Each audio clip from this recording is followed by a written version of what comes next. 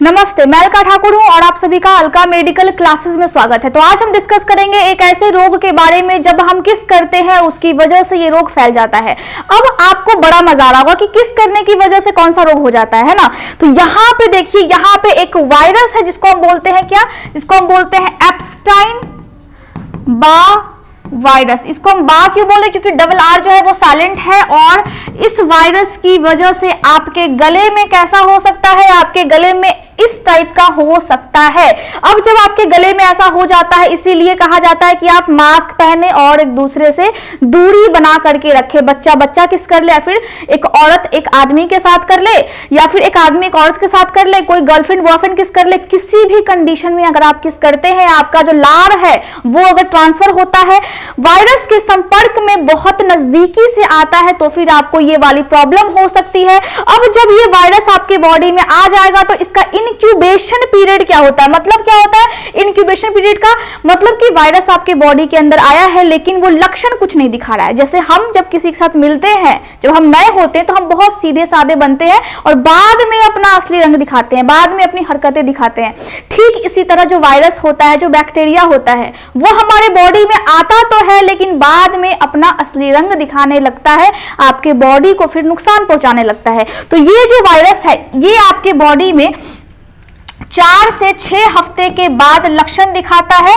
अब जब ये लक्षण दिखाता है तो सबसे पहले आपके गले के पास ऐसा हो जाएगा, यहाँ पे गले के पास अंदर में स्वेलिंग्स हो जाएगी, जो आपकी टॉन्सिल है उसमें फिर इन्फ्लामेशन हो जाएगा, जो आपके लिम्फ नोड्स है यहाँ पे इसमें फिर स्वेलिंग हो जाएगी, गले में खराश आ जाएगा।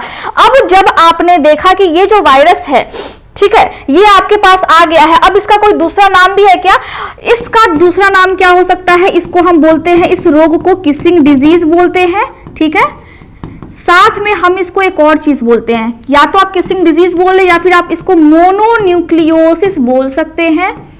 अगर कहीं भी पर्ची पे लिखा रहता है डॉक्टर की कि किसी को मोनोन्यूक्लियोसिस की प्रॉब्लम है, ये वाले लक्षण आपके बॉडी में है, इसका मतलब क्या है, इसका मतलब है कि आपके बॉडी में ये वाला वायरस है। अब जब ये वायरस आपके बॉडी पे अटैक करता है तो और सारे इन्फेक्शंस भी होते हैं।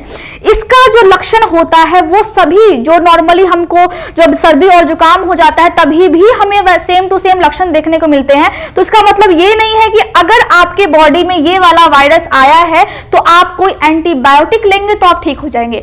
अगर एंटीबायोटिक लेने की वजह से आपका जो ये प्रॉब्लम है वो फिर ठीक नहीं होता है, उस कंडीशन में आप समझ जाइए कि आपकी बॉडी में किसिंग डिजीज वाला वायरस तो आ गया है। अब हम इसको क्या बोलते हैं, किसिंग डिजीज भी बोलते हैं, मोनोन्यूक्लियोसिस भी बोलते हैं, साथ में हम इसको मोनो भी बोलते हैं और साथ में हम इसको ग्लैंड्यूलर फीवर भी बोलते हैं। तो ये जो चारों है इसमें से अगर कोई भी कहीं भी पर्ची पर लिखा रहे तो आपको ध्यान देना है। ठीक है, अब नॉर्मली अगर हम देखें कि अगर आप मास्क पहन करके किस करते हैं, वैसे तो होता वैसा कुछ नहीं है, लेकिन अगर आप मास्क पहने हुए हैं तो फिर सेफ है। लेकिन अगर आपने गलती से भी बरसात के मौसम में इस तरह की हरकतें कर दी तो हो सकता है कि सामने वाले के पास, सामने वाले के लाड़ में ये वाली वायरस हो और फिर आपके बॉडी में आ जाए। अब आप समझिए, अगर आप सामने वाले इंसान के साथ बर्तन शेयर करते हैं, अगर जिस ग्लास में उसने पानी पिया है उसी ग्लास में मैं पीऊंगा, उसका बचा हुआ कॉफी में पीऊंगा, जिस कप में उसने चाय पिया उसी कप में चाय पीऊंगा, तो ये प्यार का ट्रांसफर नहीं है, ये क्या है, ये वायरस का ट्रांसफर हो रहा है। यहाँ पे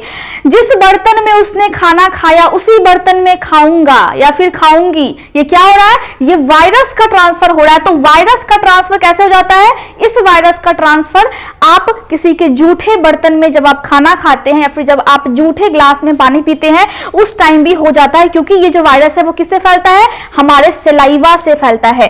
अब जब ये वायरस आपके बॉडी में आ गया, अब आपने किस कर लिया, ठीक है, अब आपने जूठा उसका खाना खा लिया, वायरस तो आ गया, 4 से 6 हफ्तों के बीच में आपकी बॉडी में वो वायरस है, उसके बाद ये वायरस अपने लक्षण दिखाएंगे। अब आपको प्यार का रिजल्ट मिलेगा, क्या होगा, आपको थकावट महसूस होगा, जैसे कि इसको हो रहा है, देखिए किस तरीके से ये कर रही है। साथ में आपके यहाँ पे लिम्फ नोड्स में स्वेलिंग्स आपको फील होगा, गले में खराश आपको महसूस होगा, यहाँ पे मतलब इन्फेक्शन तो अब आ गया। साथ में अगर आपकी बॉडी में, रेयरली होता है लेकिन किसी किसी को जॉन्डिस भी हो जाता है, मतलब प्यार का जो रिजल्ट है इतना भयानक हो सकता है, बॉडी में रैशेज हो सकते हैं इस तरीके से। साथ में क्या हो सकता है, आपके सर में दर्द रह सकता है और जो आपका खून है इसमें क्या हो सकता है, इसमें प्लेटलेट्स कम हो सकता है, जिसको हम बोलते हैं थ्रोम्बोसाइटो थ्रोम्बोसाइटोपेनिया, ये मेडिकल टर्म है, ये याद रखना है। देखिए प्लेटलेट्स को हम क्या बोलते हैं? थ्रोम्बोसाइट बोलते हैं। आरबीसी को क्या बोलते हैं? इरिथ्रोसाइट बोलते हैं। और डब्ल्यूबीसी को हम क्या बोलते हैं? ल्यूकोसाइट बोलते हैं मेडिकल टर्म में। तो यहाँ पे प्लेटलेट्स को हम क्या बोलते हैं? थ्रोम्बोसाइट बोलते हैं। और जब बॉडी में जब ये इन्फेक्शन आता है तो आपके बॉडी में कॉम्प्लिकेशंस भी आएंगी। मतलब आपने क्या किया? आपने प्यार किया, प्यार का रिजल्ट तो मिलेगा ना। तो यहाँ पे प्लेटलेट्स की कमी जब होती है उसी को हम मेडिकल टर्म में क्या बोलते हैं? थ्रोम्बोसाइटोपेनिया। अब जब प्लेटलेट्स की कमी हो जाएगी तो हाथ वाथ अगर कट जाता है तो खून जल्दी बंद नहीं होगा, क्योंकि प्लेटलेट्स जब भी हाथ कटता है तो अचानक से जब हमारे बॉडी में खून बंद होता है, खून निकलना, तो उसमें भूमिका किसकी होती है? प्लेटलेट्स की होती है। तो यहाँ पे क्या हो गया? यहाँ पे आपकी बॉडी में प्लेटलेट्स कम हो गया। अब और क्या क्या चीजें होंगी और क्या क्या रिजल्ट मिलेगा? आपके लीवर में हल्का सा इन्फ्लामेशन हो सकता है, मतलब एकदम थोड़ा सा, मतलब आपको हेपेटाइटिस की प्रॉब्लम हो सकती है। देखिए हेपेटाइटिस जो है वो बहुत बड़ा रोग तो नहीं है, क्योंकि देखिए लीवर को हम मेडिकल टर्म में क्या बोलते हैं? हिपैटिक बोलते हैं। क्या बोलते हैं? हिपैटिक। अब हिपैटिक में क्या लगा है? आइटस लगा हुआ है, मतलब उसमें स्वेलिंग्स हो गई है, तो लीवर में फिर स्वेलिंग्स हो जाएंगी। साथ में आपके पेट के पास छोटा सा क्या होता है? यहाँ पे देखिए स्प्लीन होता है। यहाँ पे देखिए, ये देखिए स्प्लीन है, यहाँ पे स्प्लीन होता है। तो ये जो स्प्लीन है इसमें भी सूजन आ सकती है, इसका साइज बड़ा हो सकता है, तो ये भी कॉम्प्लिकेशंस आ जाते हैं। अब नॉर्मली अगर आपकी बॉडी में ये सारी चीजें होती हैं तो जाएंगे आप डॉक्टर के पास, क्योंकि आपको बुखार भी है, आपको सर में दर्द भी है और आपका बुखार बहुत तेज है और 14 दिनों तक ये लगभग रहता है। ये जो प्रॉब्लम है वो 14 दिनों तक रहती है, साथ में अपने आप ठीक भी हो जाता है। अब ठीक कैसे होता है? आपको खुद से ही रेस्ट करना पड़ेगा। आपका बॉडी, आपका इम्यून सिस्टम पर डिपेंड करता है कि आखिर ये जल्दी से ठीक होगा या फिर इसको टाइम लगेगा। कॉम्प्लिकेशंस होते हैं जो मैंने बताए हैं, ये डिपेंड करता है आपके इम्यून सिस्टम पे। अगर आपका इम्यून सिस्टम बहुत अच्छा है, आपने बहुत अच्छे से खाया पिया है, खाए पिए घर के हैं, तो फिर आपका ये जो प्रॉब्लम है वो जल्दी से ठीक हो जाएगा। लेकिन अगर आप जाते हैं डॉक्टर के पास, आपको डाउट हो गया कि शायद मुझे किस करने से ये वाली बैक्टीरिया मेरे अंदर आ गई है, तो क्या होगा? सबसे पहले आपका क्या होगा? सबसे पहले आपका होगा फिजिकल एग्जाम। इसमें क्या क्या चीजें होती है? आपके गले को चेक किया जाता है, ठीक है। साथ में आपके लिम्फ नोड्स को चेक करेंगे। आपके आर्मपिट, अंडर आर्म के पास होते हैं लिम्फ नोड्स, यहाँ पे उसको भी हम चेक करते हैं। और साथ में आपका ब्लड टेस्ट भी करते हैं। ब्लड टेस्ट हम क्यों करेंगे? क्योंकि अगर आपकी बॉडी में इंफेक्शन है ये वाली वायरस की, तो आपका डब्ल्यूबीसी का काउंट, डब्ल्यूबीसी का यहाँ पे मैं लिख दूं, डब्ल्यूबीसी का काउंट ज्यादा होगा बॉडी में, क्योंकि जब भी डब्ल्यूबीसी का काउंट बॉडी में ज्यादा होता है इसका मतलब है कि आपकी बॉडी में इंफेक्शन तो है। अगर आपको एप्स्टीन बार वायरस की, जो कि ये वाली किसिंग डिजीज की वायरस है, अगर ये वाला वायरस बॉडी में है तो आपके बॉडी में इसके खिलाफ एंटीबॉडी जरूर मिलेगी, इसीलिए ब्लड टेस्ट हम करते हैं, ठीक है। इतना समझ में आ गया। अब जब ब्लड टेस्ट हमने कर लिया तो आपको क्या सजेस्ट किया जाता है? आपको सजेस्ट किया जाता है कि अगर आपको फीवर है या फिर आपकी बॉडी में बहुत तेज दर्द है तो आप दवाइयां ले सकते हैं। कौन सी दवाइयां? या तो आप एमोक्सिसिलिन ले सकते हैं, ठीक है, एमोक्सिसिलिन, या फिर आप क्या ले सकते हो? आइबुप्रोफेन ले सकते हैं, जो कि आइबुप्रोफेन। अब ये दोनों जो मेडिसिन है वो ओवर द काउंटर ड्रग्स है। इसका मतलब क्या होता है? इसका मतलब है कि आपको इस दवाई को लेने के लिए डॉक्टर से लिखवाना नहीं पड़ेगा, मिलना नहीं पड़ेगा, जाएंगे जाकर के शॉप में और वो सीधे आपको दे देते हैं। लेकिन अगर कोई डिजीज है, कोई रोग है, तो फिर आपको डॉक्टर का प्रिस्क्रिप्शन चाहिए दवाई के लिए, ठीक है। तो यहाँ पे आप अगर पेनिसिलिन से बना हुआ कोई भी टैबलेट देते हैं मरीज को तो फिर उसके बॉडी में रैशेज हो जाएंगे, क्योंकि आपकी बॉडी में क्या गया है? वायरस गया है, बैक्टीरिया नहीं गई है। इसीलिए जब भी आपको ये वाला वायरस अटैक करता है, जब आप किस कर लेते हैं, फिर जब आप उस व्यक्ति के संपर्क में आते हैं, या फिर जो व्यक्ति बहुत ज्यादा थूकता है बोलते टाइम, तो उस टाइम में जब आप उसके थूक से, लार से संपर्क में आते हैं तो आपके यहाँ पे इन्फेक्शन तो होगा। अब जब इन्फेक्शन हो गया है तो फिर क्या हो जाएगा? जब इन्फेक्शन हो गया है तो वो वायरस का इन्फेक्शन है, इसीलिए जब आप एंटीबायोटिक देंगे पेशेंट को तो कोई भी काम नहीं करेगा, उल्टा पेशेंट के बॉडी में रैशेज हो जाते हैं, उनको बॉडी पे खुजली होने लगती है, ठीक है। इतना समझ आ गया।